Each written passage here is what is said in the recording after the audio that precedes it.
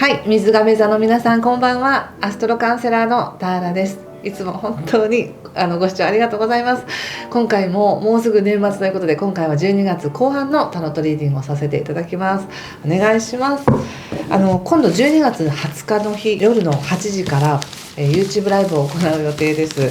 この YouTube ライブでは、来年のね流れを少し説明したいのと、あとメインはカペラノートの説明をさせていただきます。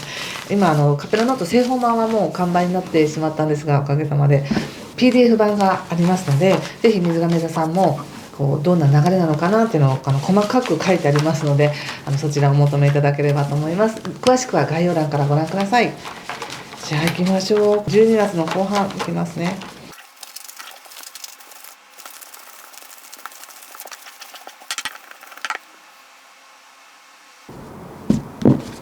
はい、じゃあ一緒に見てみましょう。お願いします。カップの5、ペンタクスの5逆、ペンタクスの、ナイトの逆ですね。そしてワンド3逆、ソード8、ワンド6逆、そしてワンドエースですね。気をつけることは対策がワンドの8とカップクイーンとオラクルは、ペンタクス6の逆です。興味深い。ですね、まず12月15日が満月になります。でこの満月は双子座で起こるんですけれども、非常にね水亀座さんにとってはクリエイティブに生きたいみたいなエネルギーが強くなるんじゃないかと思います。もっとこんなことしたいとか、自分から生み出せるものを生み出したいんだっていうね、生活を向上させたいとかでもいいし、もっと恋愛楽しみたいとかでもいいし、何か人生に対して自分から積極的に能動的に動いていくっていう、そのエネルギーが一番グオーンって強くなるかもしれないですね。でこれはすごく生み出す力とか、その企画力とか想像力とかっていうのはものすごく膨らむ時なので、何か計画立てていただいたりするのもとてもいいと思います。で中にはもしかしたらですけれども、この満月の時ですごくナイーブになりやすいので、そういったナイーブな感覚っていうのがマックス広がって、わあどうしようみたいな、考えなくてもいいような不安なことまで引っ張り出してきて考えてみたりってしたくなる方もいらっしゃるかもしれないので、ご自身の人生や自分自身にプラスになることエネルギーを感じているか、もしくは不要な不安なエネルギーにエネルギーを注いでいるか、どちらかかなっていうのを自分で見るようにしてくださいね。そして12月16日から水星が順行に戻ります。ここまでよくね混沌としたこのエネルギーの中でやってこられましたねって感じでしたよね。前回も混沌としたエネルギーだけど自分のタイミングをちゃんと見てるよねとか分かってますよねっていう感じでしたよね。これは特にその水亀座さんは自分というものを自覚しながら他者とうまく関わりながら、他者に依存したりとか同情しすぎるのではなく、他者の中にいても自分というものをしっかりと確かめながら見ながら自分の未来に向かっていくっていう、自分の理想とする世界をちゃんと作っていくよねっていう流れの中にいるので、それを作っていきやすくなります。もちろんまだ火星は逆行していますが、それでも人とのつながりすごく濃いです。今この12月後半も濃いです。こうやっていろんな人と関わることによって自分もいろいろ感化されたり、いろんなアイデアが出てきたり、こうしていこうみたいな感じで最終的にはすごく自分の力になるっていう感じで出ているので、星の流れとしてもグループの中で自分が力を発揮していくとか、もしくは人と関わりながら自分の個性を見ていくとか、何かね前向きなエネルギーになってくるなっていう感じがあります。そして12月21日からスポットライトが当たる分野が変わってくるんですね。でこれまでっていうのはこれからどうしたいかな、ああしたいかなみたいなことに焦点が当たっていたのが、少しね自分の世界に入りたいみたいな感じもあるかもしれません。自分を整えたいとか、自分の外側の世界や仕事とか関係性っていうよりも自分をなんかニュートラルに保ちたいみたいなね感じで、ちょっと現実世界とは違う精神世界の方に意識が向く方も多いかもしれませんね。でもそれとてもいい時なんです。自分を整える、自分の波動調整をするっていうような感じで内側に入って自分というものを見ていくっていうのもとてもいい時です。そして12月31日がまた新月なんですけど、この新月も非常に控えめな新月というか落ち着いていくなって感じがしますね、水亀座さんにとっては。うん、でそれを踏まえた上でのカードなんですけれども、そうですね、波はありますよね、もちろん前回すごく自分の強さを自覚してきたぞみたいな感じもありましたけど、またそれを忘れがちな時もあったりして、ただ今カードから言われているのは、ふとねした瞬間に超現実的になって、どうしよう、どうやって稼いでいこうとか、お金使いすぎちゃったなとか、なんかもっとやりたいことがたくさんある、未来のビジョン見えてるからこそ、どうやってそれに対してお金を作っていこうかみたいな感じで思いやすいなっていう感じが出ています。結論的に言っちゃうとね。で入り口がやっぱりカップの5なので、すごく嬉しいことはあったけれども、その分の精神的な疲れもあったとか、なんか自分がここまで投資してきたことに対してもっと大きな成果リターンが来ると思ったけど、そこまででもないのかな、どうしよう、この調子でいったら私貯金底ついちゃうみたいな、なんかそんな感じかもしれません。自分がこれまでやってきた行動やかけてきたお金をかけてきて投資してきたことに対してのリターンが思ってるほどじゃないみたいな感じがあるかもしれませんが、もうちょっと長い目で考えてみてくださいね。全然そんなすぐにリターン来るわけじゃなく、ゆっくりとそれを感じていくんです、確かめていくんですっていう感じがしました。そしてやはり気をつけることとして言われているのが今ペンタクスの5なので、オラクルのペンタクスの6の逆なので、いわゆる自分がやってきたことや提供してきたことに対してのバランスが取れていない感じ、自分ばっかりが出資しているとか出費しているとかエネルギーを浪費しているみたいな感じがあるかもしれませんが、ちょっとそうやって思いたい時もあるっていうふうに思っておいてくださいね。それは年がら年中ずっとね、なんかポジティブでいて幸せだったらそれでもいいですけど、人っていうのはやっぱ波があるものなので、たまにはネガティブになったり不安なことも考えたり、でもそういう時間もあるからこそすごくポジティブな時が楽しいっていうより、波を楽しんでねっていう感じですかね。で忘れないでほしいのが、何も失っていないっていう感じなんですよ。ここまでやってきたことに対して、かけてきたことに対して、まだまだ今からどのような形で自分に恩恵として返ってくるかは分かりませんよみたいな感じなんです。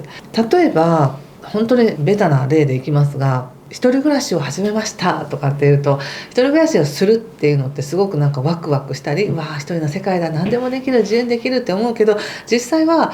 すごいお金がかかったり、電化製品揃えたりとかね、家賃を払ったりとか、自分で全部洗濯もしなきゃいけない、健康管理もしなきゃいけないっていう、そしてあれなんか思ってるほどそんなに楽しくないかもみたいな、こんなにお金をかけて自分の城を作ったのにみたいな感じがするかもしれませんが、こっからですよね、楽しむのってね。そっから楽しいことを作っていって、一人暮らししてるからこそ経験できることがたくさんあるっていう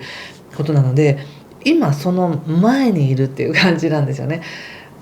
特に12月21日以降っていうのは、自分を整えるとか、自分の調子をね整える、波動調整するっていう時なので、自分が何か得られるはずのものを得られていないっていうふうに感じるのは仕方ないなっていう感じがします。そういう時なんだなっていうふうに思っておいてください。でカードで今バンドの3っていうのが出ているので、それでもやはりもちろん未来を見ていく、未来に希望を持っているっていうのはとても素晴らしいことだと思います。これはもう今12月末とかっていうこの期間で言うと、ね、21日以降っていうのは自分に帰っていく時なんだ、外側の世界より内側なんだとか、調子を整える時なんだ、増やしていく時じゃなくて削いでいく時なんだっていうのが分かるんですけど、もっと長い期間でいくと非常にそのクリエイティブに自分の人生を作っていく期間に入ってるわけですよね。これは来年の前半までかけて、じゃあ本当に自分の力で自分の人生を作っていくって、そんな1日や2日や2週間や3週間でできないですよね。そのための力を養っているとか、そのために必要な何か経験を今してるんだっていうふうに思ったら、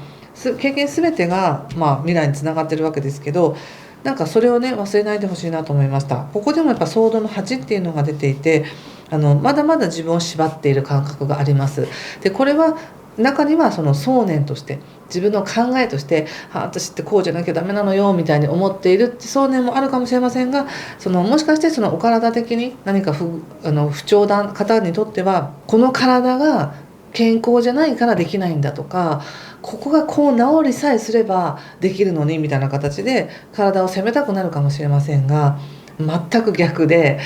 その体が逆に犠牲になって自分を生かそうとしてくれてるって思ったらすごい恩恵なんですね、今起きてることってね。まあたまたま全員が全員じゃないと思うんですけど、水亀座の皆さんって本当に大きな転機を迎えている方も多いので、そういう意味でまず体行きましょうっていう方も多いんですよね。体が犠牲になってここまで引き受けてくれたことっていうものを今ここできちんと見直しましょうっていう感じがあるので、見直すチャンスがあると思ってください。ただ少し動きづらい環境なのかなっていう感じはしますので、それこそどうしてこのように体が反応しているのかっていうことを知るチャンスだと思ってくださいね。そして今まさに12月の後半っていうのは本当にもうまな板の恋みたいな感じで、もう宇宙の流れに身を任せますって、私をこう余計なものを省いていきますみたいな感じがいいんじゃないかと思いますよ。何かを生み出していく、やっていくみたいな、実際のエネルギーはクリエイティブなエネルギーの中にいるんですけれども、だからこそまず削ぎ落とさなきゃいけないものがある人は削ぎ落とすことになるし、いやもう健康体ですできますっていう方はバーンって何かチャレンジするみたいなことがきっとあると思うんですね。でそのチャレンジっていうのが大きすぎてすぐには動けないとか、これはどう解決しようかみたいな、そういう課題としてやってくる方もいらっしゃるかもしれません。なのでこれは面白いゲームだと思ってくださいね。すぐに解決したら面白くないから、何かこう紆余曲折しながらやっていく。でここでもワンドの6の逆があるので、まあ想定通りではないですよっていう感じかな。自分なりには頑張ったんだけどって思うかもしれないけど、いやまだちょっとまだ物語は続きがあるのでみたいな感じがありますよ。そしてその後ワンドのエースということで開き直るというか、いろいろ考えたし、一石二鳥とか一石三鳥を狙っていたけれども、はい分かりました、一個ずつ行きますみたいなね、そんな感じで一つずつ着実にこなしていく喜びを感じていくんだなっていうふうに思います。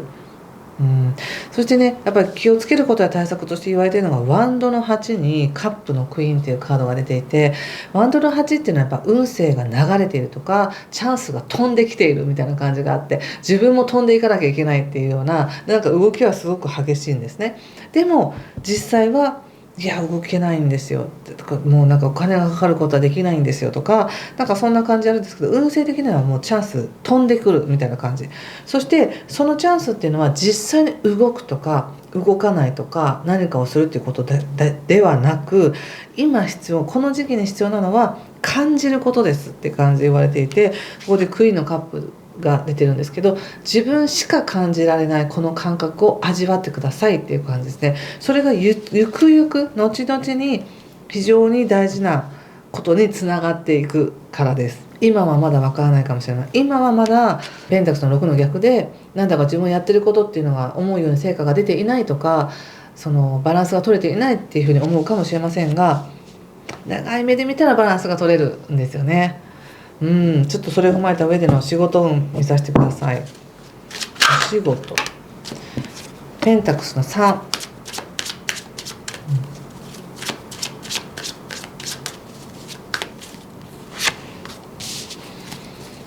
ソード7、カップキング。なかなかいいバランスですね。お仕事として何かこう営業職をされてるとか、こうなんか販売職をしてるとか、なんだかね、種がいっぱいまき散らされるみたいな感じがあるんですよね、種が。なのでその種が育たない種もあるかもしれないけど、すごく育つ種もあって、ものすごく可能性があるなっていう感じです。今仕事として見た時に自分がその種っていうのはいろんなちょっと比喩なんですけどね、実際にその営業されてるとか宣伝活動されてる方からしたら種がいっぱいまき散らされて、そこから育つものがたくさんあるなって感じもするし、いや自分一人でやってる仕事ですよってなっても、自分の中でその知識の種が広がっていくみたいな感じもあったり、こう何かが自分の中で増幅していく感じがあるんですね、仕事を通して。でそれはとてもいい学びにもなるし経験にもなるのでとてもいいんです。でもそれをどこかで少しなんか自分のやり方これで合ってるかなみたいな感じでちょっと気にしてるなって感じがあるんですけど、カードが言われてるのはカップのキングが出ているので、自分の中にある純粋な思いや思いやりを持って行動することっていうのは全て正しいですよっていうふうに言われています。他者がどうこうではなく、自分の中にあるその思いや優しさや愛情を持って関わること、やる仕事に関してはものすごい種が広がるよって、それが一時的にちょっと違うってなったり、環境から求められているものと違ったとしても、それはいいんですみたいな感じで言われてますね。はい、なんか通じますかね。そして、人間関係見てみたいと思います。人間関係ね。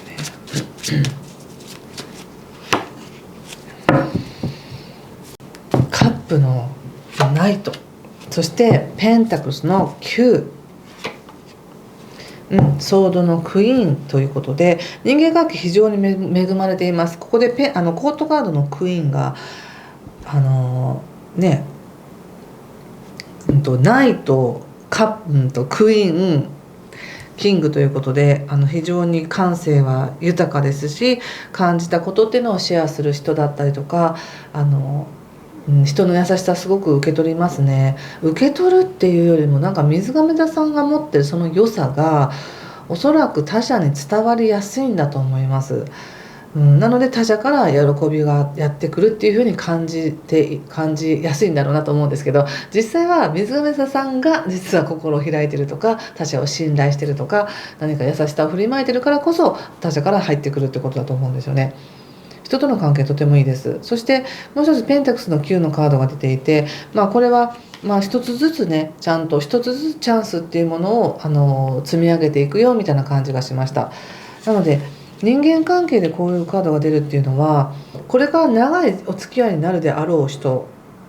長く付き合っていくのかなここからっていう人との出会いがあったりとか、今まではなんかこうちょっと距離が空いていたけれども、なんか一気になんか知り合ったねみたいな、一気に関わり出したねみたいなのもあるかもしれません。でそれに対していいのかなこんなに関わってとかっていうようなちょっとしたこう遠慮する気持ちもあるかもしれませんけど、あまりそのご自身が他者と関わることによって影響するであろう影響っていうものを考えすぎずに、自分の感覚を喜ばせるっていう感覚で他者と関わってもらったらいいんじゃないかなと思います。あんまり余計なこと言わないでおこうとか、なんかそうでなく自然な感じで自分は言いたければ言ってもいいよみたいな感じがしました。こんな感じかな。ちょっとまた恋愛はね別で見ますね。今星で見ても金星は水亀座に入っているので、自分の魅力っていうのは非常に出やすい時ですよ。だからこそ他者から愛されるのかもしれませんし、人が寄ってくるのかもしれませんし、おそらく水亀座さんは本当に普通にしてるだけなんですけど、他者からは魅力的に見えたりとか、なんか近寄ってこられるオファーがあるみたいな感じがしますね。はい、もう一枚引いてみましょう。はい、ここで出たのがこのカードです。